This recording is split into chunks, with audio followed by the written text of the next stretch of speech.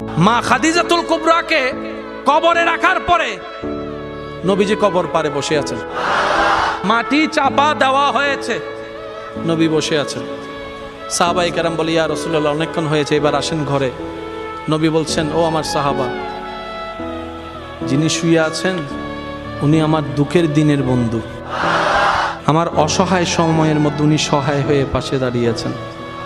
সবাই যখন আমার উপর আঘাত করছে, এই আঘাতের রক্তটা উনি মুছিয়ে দিয়েছেন, উনি আমার জন্য একটা শক্তি হয়ে দাঁড়িয়েছেন। আমার খাদিজা, আমার স্ত্রী, তোমাদের উম্মাহাতুল মুমিনিন। ইয়া রাসূলুল্লাহ, একটু ঘরে আসেন। নবী বললেন, একটু পরেই ওনার কবরে ফেরেশতা আসবে প্রশ্ন করার জন্য। আমি নবী বসে আছি, আমার খাদিজার প্রশ্নের উত্তর আল্লাহর হুকুমে খাদিজার পক্ষ হয়ে আমি নবী উত্তর দেওয়ার জন্য।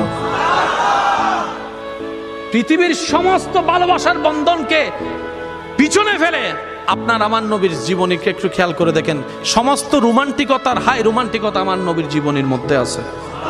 আমরা নিতেও জানি নাই, পালনও করতে জানি নাই। আল্লাহ পাক আমাদের সবাইকে ইসলাম মেনে চলার তৌফিক দান করুক।